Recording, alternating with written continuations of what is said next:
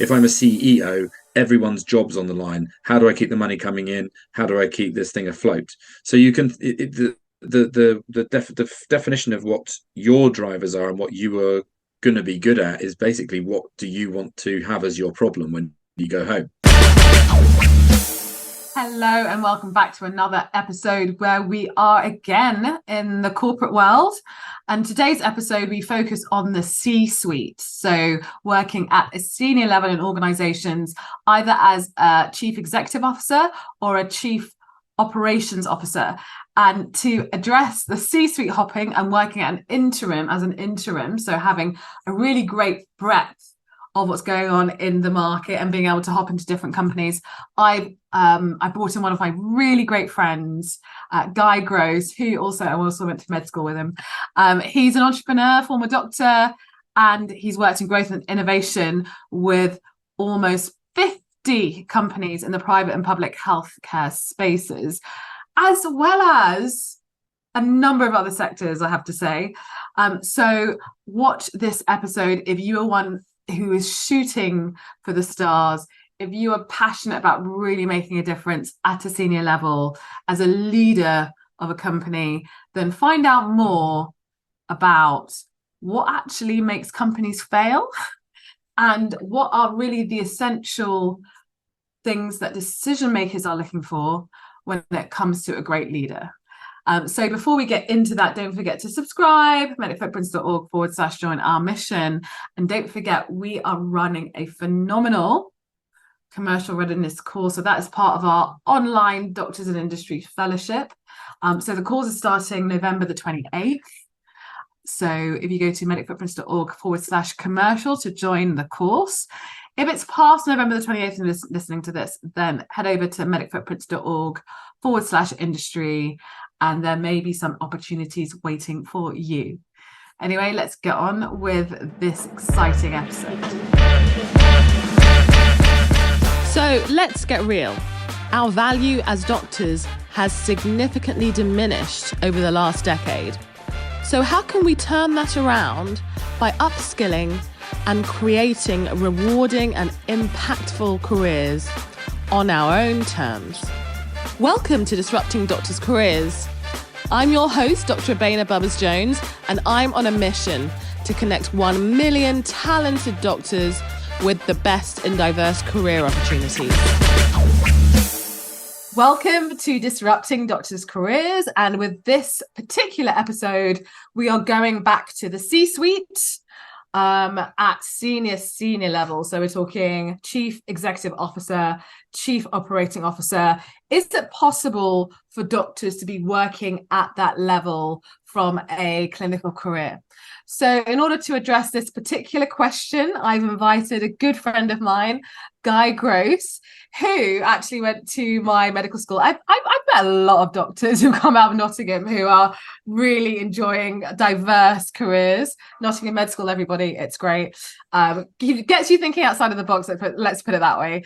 So we're going to be talking about, C-suite hopping, because Guy has not only worked with one, he's worked with several companies, particularly in the health tech space and outside of healthcare. So we're going to hear a little bit more about that. And we're going to find out a bit more about how he's designed his career, particularly as a non-clinical consultant, because a lot of these opportunities that he's ended up in is through advising and consulting.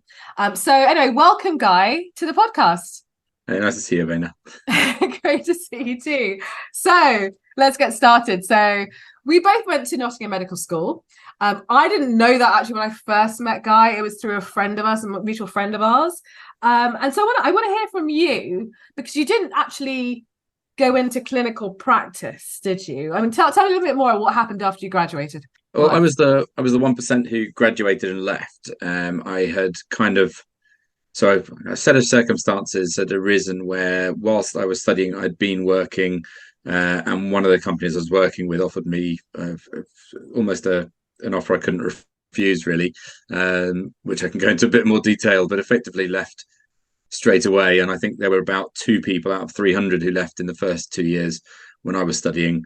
In fact, I would struggle to look back and see many of my year that I was in touch with who actually left. Many have gone on to have successful clinical careers. That's interesting because obviously you'd spent 5 years training as a clinician, as a doctor, but then already you were tempted to jump outside of that. So what is it that motivated you to actually move beyond medicine at that point? I had done businessy things before, during, and after med school. I've been running live music events for a very long time, and really loving that. I had got involved at medical school with earning money while I was studying. So I ended up working with a fashion company called Specialty Retail Group. They owned a chain of stores back in 2002 when I was studying. They were still going, and had got involved with turning around some of their sort of menswear stores. The CEO was looking to turn that company into something that could sell. It was a family business. They had 50 stores, and they were looking to do a couple of acquisitions. They were looking to optimize some of their departments that weren't performing particularly well, to diversify the board so it was a more professional board. And this was before I had joined them more formally. I'd been working at their one store in Nottingham, and on the back of that was offered a job where they said, we can give you a job. We've spoken to med school. You can go back after a year if you don't think this is the right career for you, but we think we could use your skills, and we'll also pay you handsomely for it. So it was a bit of a no-brainer. I'd been doing stuff. I was a bit sad about medicine because I'd seen a lot of my peers in area ahead of me in their careers, where I had wanted to go into maybe orthopedics or emergency medicine, and as junior doctors they were having a pretty miserable time of it. And it was also at a time where I saw a couple of friends of mine wanted to go into things like cardiothoracics and others, when they were shutting down the opportunities when people had been training for 5 out of 7 years on that sort of pathway. And I thought, I just want to have control over my career and control over knowing where I want to be in 5-10 years time. And I felt that wasn't happening in the NHS. And I also saw some pretty significant changes. We were moving towards the 40-hour working directive with European laws, and it went from being a career that was all about caring and putting in the hours and getting out of it what you put in terms of sense of meeting your sort of moral and ethical reasons for doing medicine in the first place, to becoming a cog in the machine where you had less and less control over what you wanted to do. And fast forward 15-20 years on, and suddenly you've got everyone as an employee rather than having an opportunity to build their own portfolio within the NHS in terms of diversifying their career.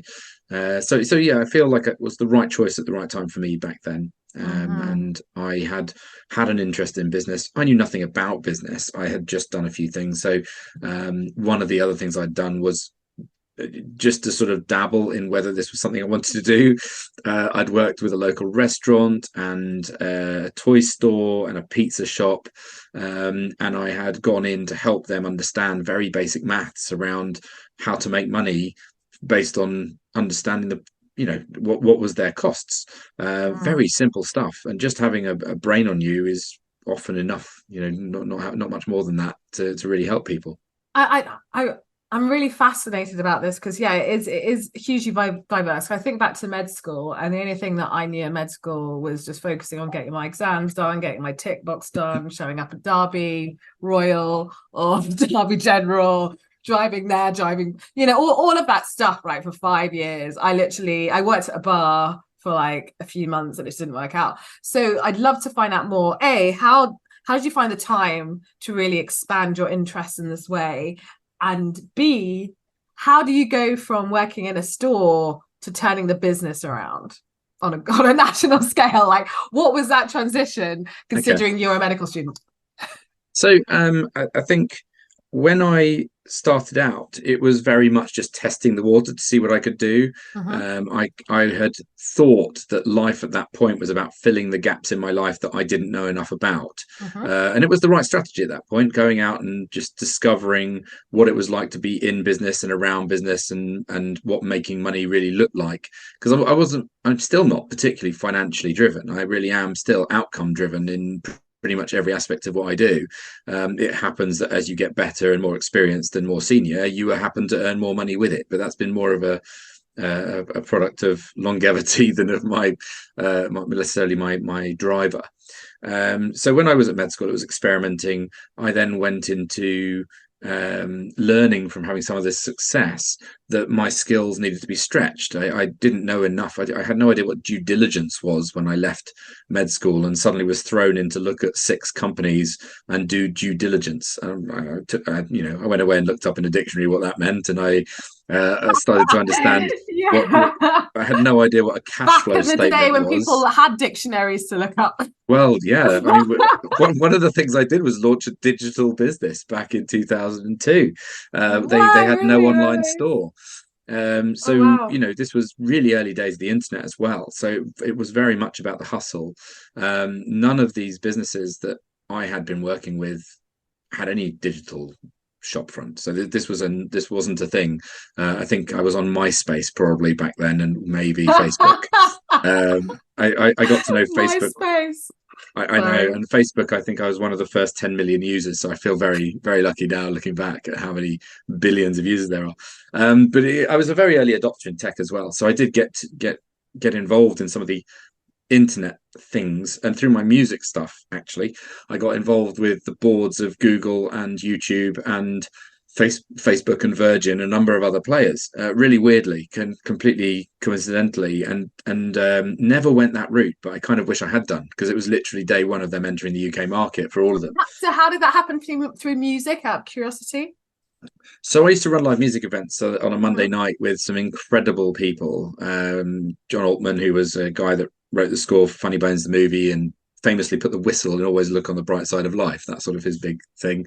Annoyingly wrote the Sheila's Wheels advert as well. But then there was another guy called Patrick Allen, and he was the director of talent at Star Search in the US, who found all the Disney kids and brought them on to their fame. And this Monday night was just a place where every major artist, management, session musician, choreographer, makeup artist, everybody would rock up, and it was a brilliant night.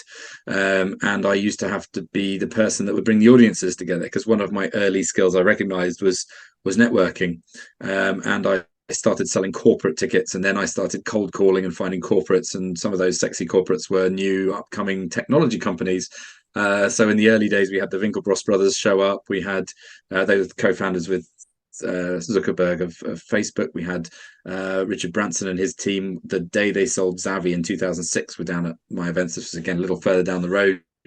All sorts of really interesting groups of people that I just got to know. And that networking thing was probably still one of the things I absolutely pride myself on as being, that's a real value generator at a personal level. Being able to go speak to people, relate directly to, understanding them, how they look at the world, and having conversations that are interesting, that they want to engage in. I mean, I think that really brings us to the next point, which is the skills that decision makers find extremely valuable. So obviously you've touched upon the importance of networking, aka building relationships, leveraging those relationships, having the right conversations, recognizing the value in those relationships, and that kind of making the most of that in the longer term, so it's not just a transactional occurrence. Let's fast forward to today, especially for doctors who are looking to develop themselves in the business world. What other skills are deemed important for decision makers when it comes to working at a senior level, so C-suite level? So it's really interesting. Over time, I've learned it's probably 2 things. One is the skills that you can translate from medicine as being a doctor. So one of the amazing things that doctors do that other people don't is look at things through a lens of logic. You've got your surgical sieve. You ask questions like, is it before, during, or after an organ when you've got a problem? Business is no different. When I consider problems in business, I look at things, is it pre-sales, is it the problem with landing the sale, or is it the after sales, for example? And it's a very logical application where we are able to rapidly put together frameworks, I would say, more doctors than I know other people, around how to solve problems. And that's a massive win. Equally, the sales to the bedside manner, the problem-solving capabilities just on day-to-day, the ability to deal with life and death type situations and make rapid and good decisions. All those things are doctory things that you can turn into translatable skills in business. But what I soon realized was actually it's what makes you unique that is the thing you work on.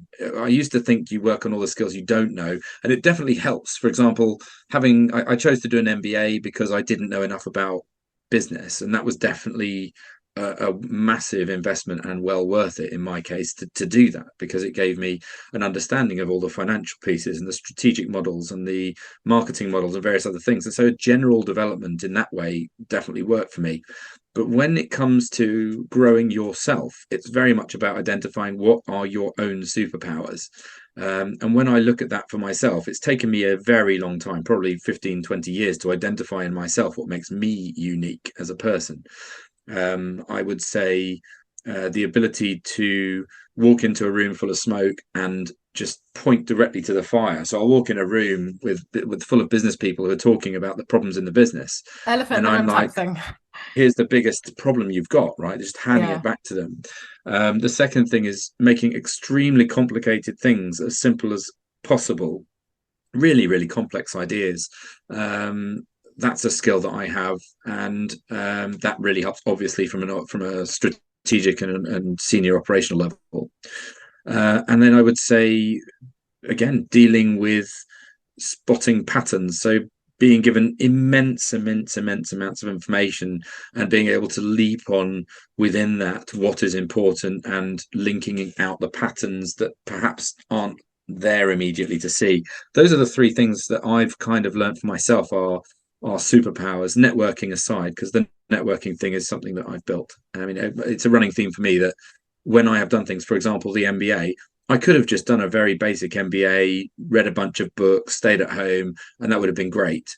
But the whole opportunity of the MBA was for me to identify what I did and didn't want to do as a career, and be able to reach out to all the alumni and be able to build my network. And I chose to do my MBA where I wanted to be, because obviously the vast majority of people who do an MBA in London will be from England, probably, or a significant proportion will end up working here. So those are sort of my lessons of what the transferable skills and what to work on. There are business basics. If you feel you have gaps in your knowledge, just pick up a book and read enough about it to get the basics. I am terrible at finances in terms of, I'm never going to be a CFO or an accountant. But what I can do is know when the numbers are good or bad, and to where to look where it's a bit odd. And that's all I need. I can have accountants there to do that. They are trained and they're brilliant at that. So why would I build my skill set to try and do a half job at it?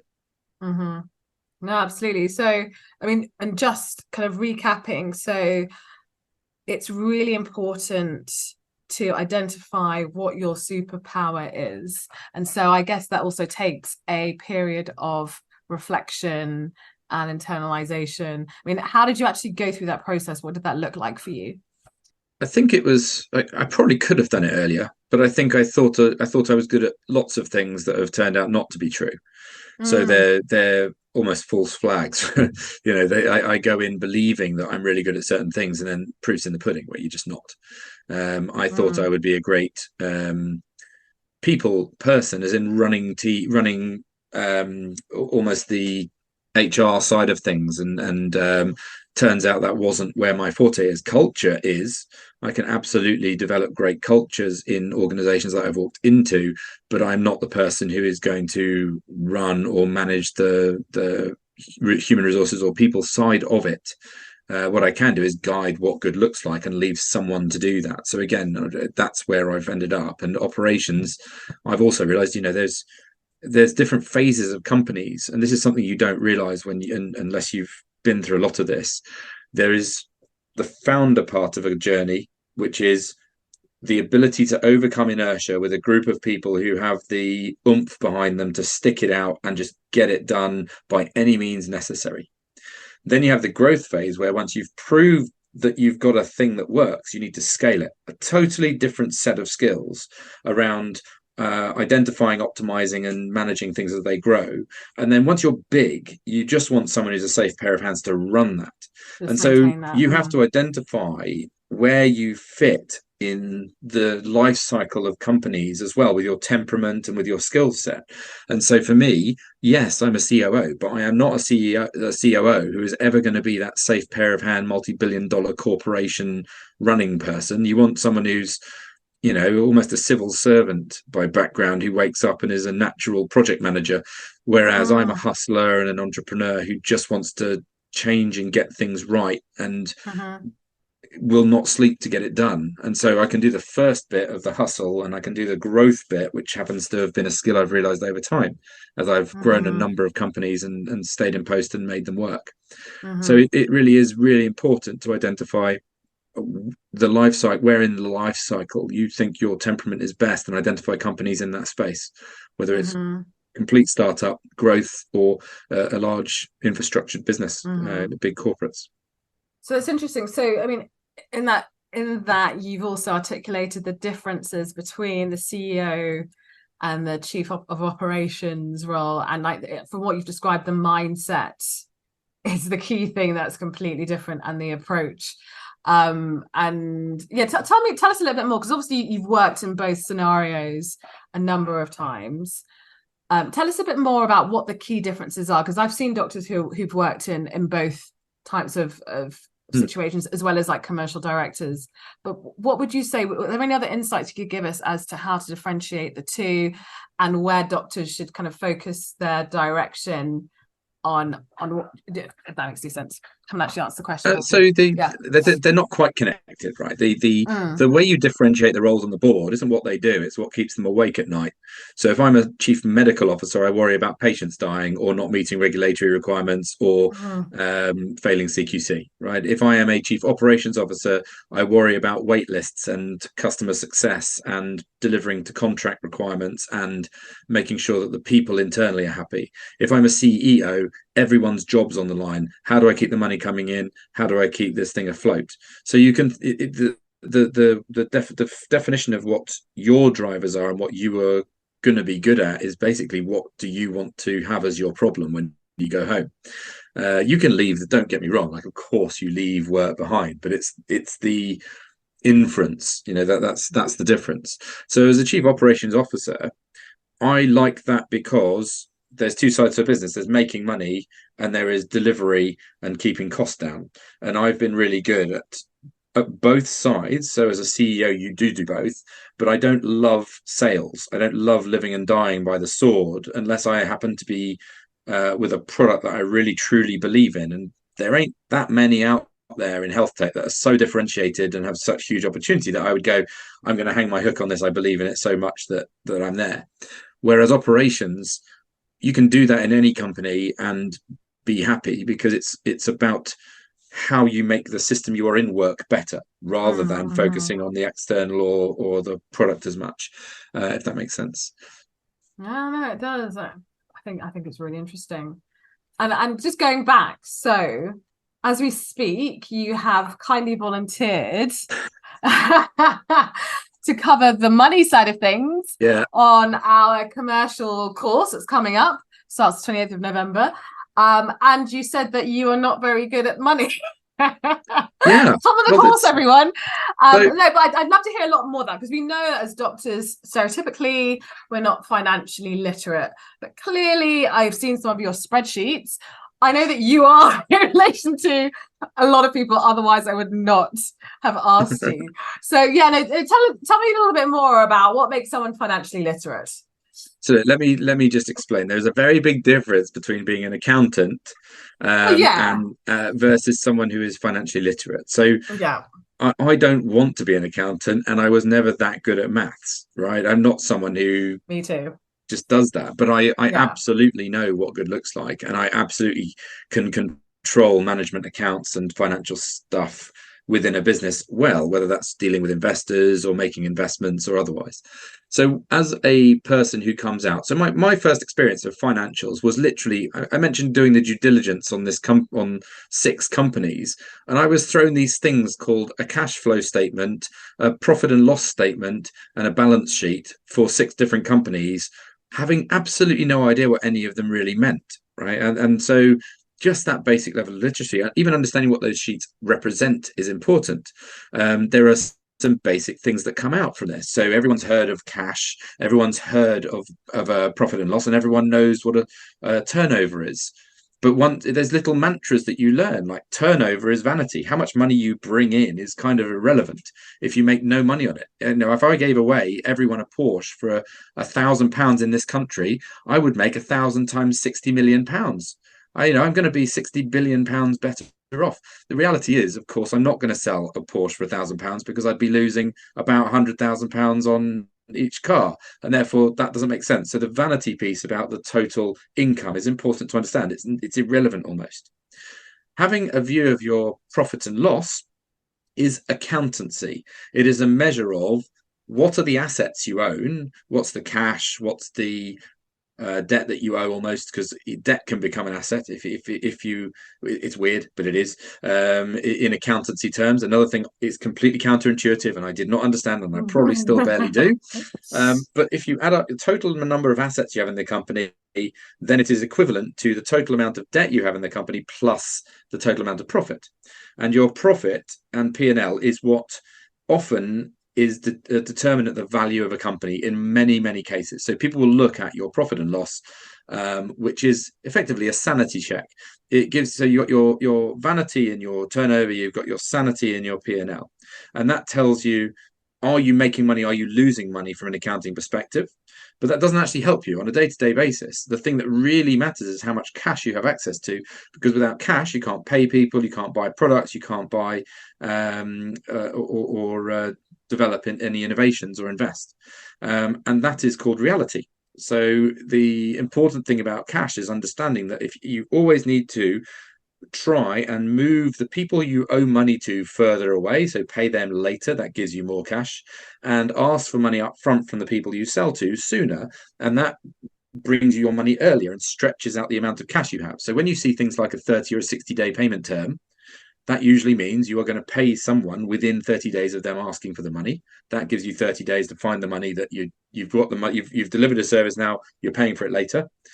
But often you'll invoice someone, you'll invoice your customers and ask for payment ahead of time, or a share ahead of time, so that as you go and try and either sell your product or develop some piece of the product, you have more money there. So that's your first simple lesson: your vanity, your sanity, and your reality of looking at your turnover, your P&L, and your cash flow. But there are lots of little lessons like that are, you only need to probably learn 10 of those sorts of things to have a pretty good cursory view and understanding of finances within a company. But that is just finances. You also need to understand business strategy, how what does customer sales look like, understanding how project management works. And there's lots of three-letter shortenings that you've never heard of in business, just as there are billions of them in healthcare, and it's getting on top of some of those things to really be able to talk the lingo and sound like you know what you're talking about if you want to change career and sound credible. Well, I think that's great, and everything that you mentioned, I think even learning it from a high-level perspective and an overview, I think is really essential for a lot of doctors, especially if they are moving into industry, because those kind of questions tend to come up whether they're applying for jobs or even building up their own businesses. It's important to know the basics. It doesn't need to be in detail, as you said. You don't have to be an accountant to know this stuff. You don't have to do an MBA. You can if you want to, but you don't have to. But this is core essential knowledge that you need to get to grips with moving into industry and growing into an industry. So no, I'm really glad that you highlighted that. And so let's end off with I know obviously you're highly opinionated and you've got a really great perspective on the healthcare economics landscape. I'd love to hear more from you about why do certain health tech companies thrive and why do certain health tech companies fail? Very high level, based on what you've seen in the last few years. What are the key differentiators in your experience? First thing you got to do is frame how much time I've got, because this could be a 2-day lecture. High level, few minutes opinion. Okay, so look, there are some very basic things that people misunderstand about selling to the NHS and what they can buy. The most important thing is probably around prevention. And we talk about prevention as one thing, but in fact, it's three things. You've got primary prevention, which is stopping diseases. You've got secondary prevention, which is slowing it down, long-term conditions and preventing kidney failure in diabetes, for example. And then you've got tertiary prevention, which is slowing down and optimizing the use of resources that we've got to manage those people within the system. And when I did an analysis of the 5-year forward view and the long-term plan and the more recent documents that have come out on IT strategy, there is various running themes. And I also looked, by the way, at 20 of the 42 ICS formation documents. As I went line by line for through everyone that doesn't know any of those things, could you outline what you mean? So 5-year forward view. So for those people who aren't based in the UK or understand anything about NHS policy and strategy, what is that? So there are government documents and white papers that go through, created usually by the Secretary of State for Health, and it will determine how during that party's tenure they plan to spend money and what they're going to invest in. So the 5-year forward view was effectively a view on how the Conservative government planned to change healthcare and standardise or manoeuvre towards this new integrated model of care and digitising everything, which is still 5 years on, not really where it needs to be, or on a journey you could even determine an endpoint of. So all of these documents that are talking about integrated care, that means connecting across the system from primary care, secondary care, community care, mental health and social care, and bringing them into a continuum, extremely important, because it means that the buckets of money are all in one place. One of the biggest barriers without that is that someone spends money in one part of the system to realize a benefit elsewhere in the system. So the person who invests get penalized because they've got no return on that investment. And there's a benefit somewhere else which results in money or spending that can be realized in their bit. Blending those buckets is the idea of integrated care systems, very similar to the accountable care organizations over in the US. And the idea of that is you can start moving into prevention. But what we mean by prevention at the moment is, as I was going to say, 85% of all of the terminology and conversation is about tertiary prevention, which is optimizing the use and spend of money now. So that means reducing bed days. It means taking people and shortening queues. It means helping identify people who are what we call frequent flyers, people who with multiple or individual long-term conditions who repeatedly end up back in the hospital with exacerbations of their conditions. And so identifying that as what we mean by prevention is really important, because if the NHS is looking at that as the focus of their strategy, then trying to treat prevention as, well, we're going to help people who are well stay thin and not gain weight is a problem. But if you identify people who potentially have diabetes, who have exacerbations, and you want to help them with their weight in the current environment, you're far more likely to succeed and have successful conversations and engagement if you come at it from an angle which helps the NHS achieve its agenda of keeping this tightly wound machine that is perpetually growing in demand and lack of money going.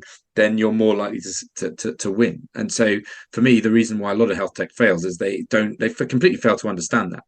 If you're talking about a narrative of keeping people well for another 10 years and preventing long-term disease, the challenge with that is, if I'm an investor in that as a health system, then I'm not going to see my money back for 10 years. But if I can help you now identify people who are continuously coming back to hospital and stop those people coming back, then that's in-year savings. I'm going to be investing £10,000 in an app for 50 people or something like that, I don't know, and of those 50 people I can demonstrate that 10 didn't come into hospital that would have been predicted to based on historic performance of those sorts of individuals.